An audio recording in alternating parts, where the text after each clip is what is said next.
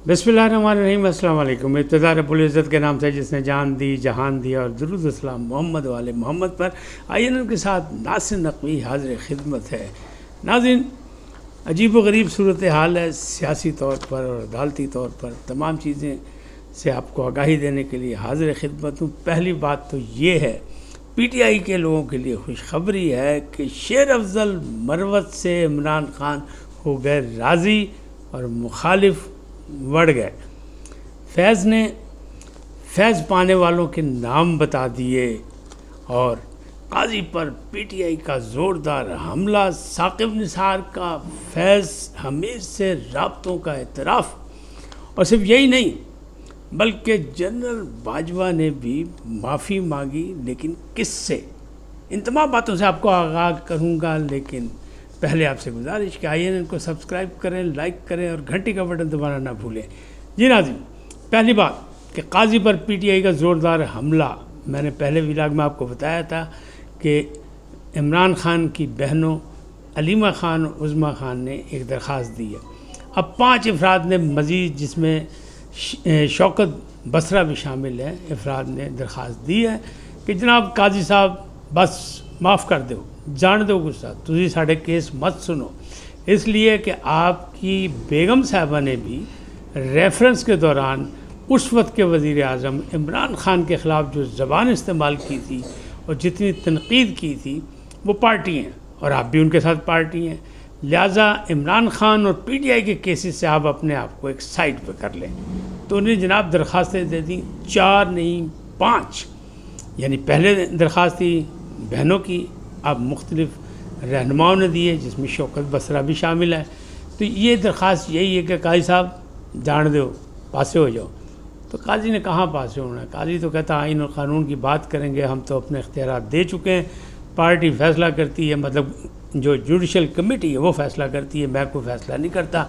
और मुश्तरका फ़ैसला आएगा, अगर अक्सरियत का फ़ैसला आया तो वो आया, वो जाने, पार्लियामेंट जाने, हम सिर्फ तशरीह कर सकते हैं, आइन साजी नहीं कर सकते। तो बहरहाल एक ये मसला भी है। दूसरी जानिब जो है वो जनरल फैज़ हमीद, वो आजकल मुश्किल में है, तो अब उनकी मुश्किलात में मज़ीद इजाफ़ा हो रहा है। कहने वाले कह रहे हैं, मतलब ज़राए बता रहे हैं कि उन्होंने 10 PTI रहनुमाओं के नाम बताए जिनसे उनके राब्ते हैं। और दूसरी जानिब उन्होंने कहा मैंने कुछ नहीं किया जनाब, मेरे बॉस थे इमरान खान और जनरल बाजवा साहब, जो वो कहते थे वो मैं करता था, इसके अलावा नहीं। लेकिन दिलचस्प सूरत हाल ये है कि कोर्ट मार्शल जो है, फील्ड कोर्ट मार्शल, ये इस बात पर नहीं हो रहा, ये इस बात पर हो रहा है कि एक तो करप्शन का मामला है, जो टॉप सिटी का जिसको मैं कहता हूँ बहाना है, तो वो अपनी जगह। लेकिन असल मामला ये है कि रिटायरमेंट के बाद जो है जनरल फैज़ ने अपनी जर्नैली नहीं छोड़ी। मोहसिन बेग साहब ने भी एक इंकशाफ किया कि ये 8 मरले में रहते थे जनरल फैज़ हमीद साहब, और अब उनके पास 600 किनाल का फार्म हाउस है। तो ये कैसे?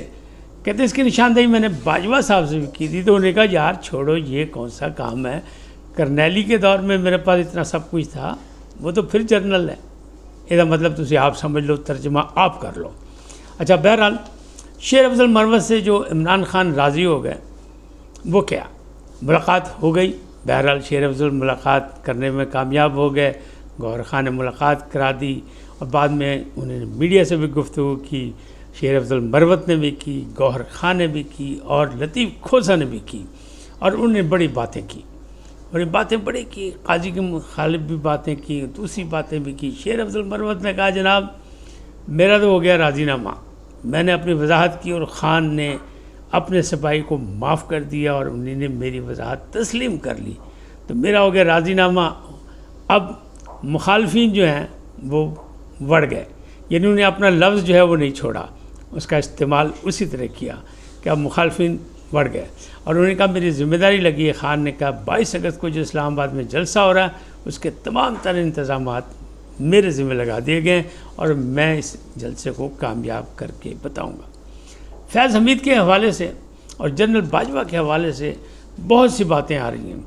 अंसार अब्बासी साहब जो हैं वो भी बातें कर रहे हैं, अंसार आलम भी बात कर रहे हैं, हामिद मीर भी कर रहे हैं, बड़े इंकिशाफात हो रहे हैं। اور یہ دعویٰ یہ ہے حامد میر صاحب کا کہ فیاض حمید کے مسئلے پر کہیں نہ کہیں چل کے باجوہ ملوث نظر آئیں گے. لیکن ایک الزام اور لگا کہ جناب فیاض حمید صاحب جو ہیں انہوں نے جو ٹاپ سٹی کے وہ جو قمر معیز صاحب تھے ان کے گھر جو ایک دھاوا بولا تھا، چھاپا مارا تھا، اس سے پہلے بھی وہ کام دکھا چکے ہیں. اور وہ اکرم شیخ وہ جو نامور ممتاز قانون دان ہیں پرویز مشرف کے کیس پہ جب وہ لڑ رہے تھے تو اس وقت جناب ان کے گھر چھاپا مارا گیا، مطلب ڈکیتی کی گئی. ایک ڈکیتی کا کیس بھی ان کے ذمہ پڑ گیا کہ وہاں سے انہوں نے ان کا کتاب وہ لکھ رہے تھے اس کا مسودہ غائب کر دیا، باقی چیزیں لے کے چلے گئے اور ان کو بڑا پریشان کیا. تو ایک کیس یہ بھی آ گیا ان کے پہ. لیکن بات یہ نہیں ہے، بات یہ کہ اس کیس پر رد عمل کیا ہوا. چونکہ وہ ممتاز قانون دان تھے اکرم شیخ، تو بتانے والے بتا رہے ہیں کہ جناب جنرل باجوہ نے ان کو گھر کھانے پہ بلایا اور اس واردات پر ان سے معذرت کی، معافی مانگی کہ یہ زیادتی ہو گئی. تو جناب وہ معافی مانگنے کے عادی ہیں، یعنی ضد اور انا نہیں رکھتے. اب جو معاملات ہیں اس وقت وہ ملک سے باہر ہیں، لیکن ثاقب نثار بھی ملک سے باہر ہیں اور انہوں نے ایک لاہور کے صحافی سے ٹیلی فون پہ بات کرتے ہوئے اپنے رابطوں کا تذکرہ کیا. انہوں نے کہا میں کبھی فیض حمید سے ملا نہیں، لیکن ٹیلی فونک رابطے کا انہیں اس طرح کیا کہ جناب وہ جو ایک گڈ ٹو سی نہیں تھا فاروق عطا بندیال والا کیس، تو اسی کے حوالے سے ان کا یہ گڈ مارننگ، میرا گڈ مارننگ کا رابطہ تھا فیض حمید سے، اور گڈ مارننگ کے ان کے پیغامات آتے جاتے تھے. یہ کی مطلب رابطے میں تھے. لیکن وہ کہاں تک ملوث تھے عدلیہ میں، کہاں تک نہیں، وہ شوکت صدیقی کیس میں تو واضح ہو جاتا ہے. جب انہوں نے ملاقات کی اور انہوں نے کہا جناب جانے دو غصہ، نواز شریف اور مریم کو سزا دیں ان کے کیس کے، انہوں نے کہا جی میں تو قانون کے مطابق کروں گا. تو انہوں نے کہا جناب نہیں، بات یہاں ختم نہیں ہوگی، اس لیے ہماری 2 سال کی محنت ضائع ہو جائے گی، یعنی عمران پروجیکٹ ضائع ہو جائے گا. تو انہوں نے کہا اگر نہیں مانیں گے تو پھر جناب کچھ اور خطرہ ہوگا. پھر ہوا ان کے خلاف ریفرنس بھی ہوا اور ان کو نوکری سے بھی ہاتھ دھونا پڑا تھا. یہ سب کے سامنے ہے.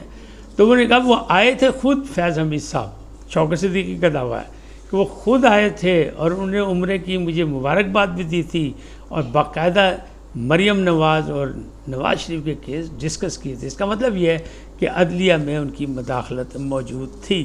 میں ولاگ میں کہہ چکا ہوں کہ ایک جگہ سے شواہد ملے ہیں کہ وہ عدلیہ میں مداخلت کرتے تھے، فیصلے اپنی مرضی کے یعنی ڈکٹیٹ کراتے تھے، اور یہی نہیں بلکہ تعیناتی اور پروموشن بھی اس میں بھی حصہ لیتے تھے. یہ ساری چیزیں بھی موجود ہیں. لیکن اصل کیس ان پہ جو ہے وہ یہی ہے. کورٹ مارشل جو ہے اس میں عمر قید بھی ہو سکتی ہے، سزائے موت بھی ہو سکتی ہے اور 14 سال قید بھی ہو سکتی ہے. وہ کیا ہے کیس؟ وہ یہی ہے کہ جناب ریٹائرمنٹ کے بعد آپ نے مداخلت جاری رکھی اور آپ اسی انداز میں کام کرتے رہے جب کوئی باس نہیں تھا. کیونکہ پہلے میں وہ کہہ گئے کہ میرے باس تھے عمران خان اور باجوہ، تو جو وہ کہتے تھے وہ میں کرتا تھا. لیکن اب ریٹائرمنٹ کے بعد کوئی باس نہیں تھا، پھر بھی وہ کرتے رہے. یہ پاکستان آرمی ایکٹ کی خلاف ورزی ہے جس پر کورٹ مارشل ہو رہا ہے. لیکن ابھی بہت سی چیزیں سامنے آئیں گی، بہت سی چیزیں کھلیں گی. انہوں نے 10 افراد کا نام لیا پی ٹی آئی کے، اور باقی جو ہے وہ انہیں کہہ دیا کہ یہ دونوں افراد تھے کہ جنہوں نے ہم سے فیض حاصل کیا. تو انہوں نے یہ ساری بات بتا دی. تو اب یہ ساری چیزیں کس طرف جا رہی ہیں؟ یہ ساری چیزیں ادھر ہی جا رہی ہیں کہ معاملات ابھی گڑبڑ ہیں، واضح چیزیں نہیں ہیں، ٹوٹ پھوٹ جاری ہے. عمران خان نے بھی میڈیا سے غیر رسمی بات چیت میں کہا کہ جی ہمارا فیض سے کوئی تعلق نہیں، وہ تو ایک سرکاری آدمی تھے، اپنے عہدے پہ تھے جب ہمارا رابطہ تھا، اس کے علاوہ کوئی نہیں. تو وزیر اطلاعات پنجاب کی عظمیٰ بخاری کہتی ہیں کہ جناب عمران خان صاحب یو ٹرن کے بھی بادشاہ ہیں اور محسن کشوں کی دوڑ میں بھی ہمیشہ اول آتے ہیں. تو ان کے محسن تھے فیض حمید، اب یہ اس سے مکر گئے ہیں. لیکن بات یہ نہیں بنے گی. جو مبصرین ہیں ان کا دعویٰ یہ ہے کہ ساری کارروائی کے بعد آرٹیکل 6 بھی لگے گا اور عمران خان بھی ملٹری کورٹ میں جائیں گے فیض حمید کے بعد. 190 ملین کا جیسی فیصلہ ہوگا تو جائیں گے، جس کو جان بوجھ کے پی ٹی آئی ڈیلے کر رہی ہے. آج بھی سماعت تھی لیکن ان کے وکیل نہیں آئے. انہیں پھر ٹائم مانگ لیا 19 اگست کے بعد کا کہ نہیں ہائی کورٹ میں ہماری ایک درخواست ہے، اس کا ذرا فیصلہ آ جائے پھر بات کریں گے.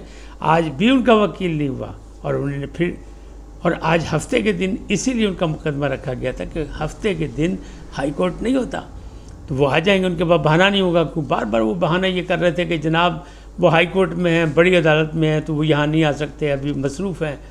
تو اس کے بہانہ ختم کرنے کے لیے ہفتے کے دن رکھا گیا. لیکن ناصر جاوید رانا پھر ہاتھ ملتے رہ گئے اور انہوں نے 22 اگست کی ڈیٹ دے دی، یعنی 19 اگست سے آگے کی ڈیٹ دے دی. 190 ملین میں اس میں بھی لگ رہا ہے. لیکن اس کے ساتھ ایک اور بات بتا دوں آپ کو کہ وہ جو ایک اور شواہد ملے ہیں نا، جس میں انٹرنیشنل رابطوں کی بات ہوئی ہے، کیونکہ انہی نے بھی صفائی پیش کی عمران خان نے. وہ کہتے ہیں جناب میرے کسی سے رابطے کی ضرورت ہی نہیں ہے، میں وکلاء کے ذریعے سارے کام کرتا ہوں، مضمون اب بھی میں باہر بھیج سکتا ہوں. یہ نہ کہیں کہ جیلر میرے واقف تھے، جیل میں ڈپٹی سپرنٹینڈنٹ میرا واقف تھا، محمد اکرم مجھے سہولت دیتے تھے. نہیں، میرے وکلاء، میں ان کو بریفنگ دیتا ہوں، وہ بات پہنچاتے ہیں، وہی زلفی بخاری تک بات پہنچاتے ہیں، وہی عالمی میڈیا تک بات پہنچاتے ہیں. تو مجھے روک نہیں سکتے آپ، میرے پیغامات جاتے رہیں گے. یہ جو الزامات لگا رہے ہیں، چاہے شاہد ہوں، عمران نے ان کی نفی کر دی، انہیں رابطوں سے انکار کر دیا. اس وقت اتنا ہی، پھر ملیں گے نئے موضوع کے ساتھ. جاتے جاتے آپ سے درخواست، آئیے ان کو سبسکرائب کریں، لائک کریں، گھنٹی کا بٹن دبانا نہ بھولیں، اور اپنی قیمتی رائے کا اظہار اپنی شخصیت کے مطابق کریں. سدا سلامت رہیں. اللہ نگہبان.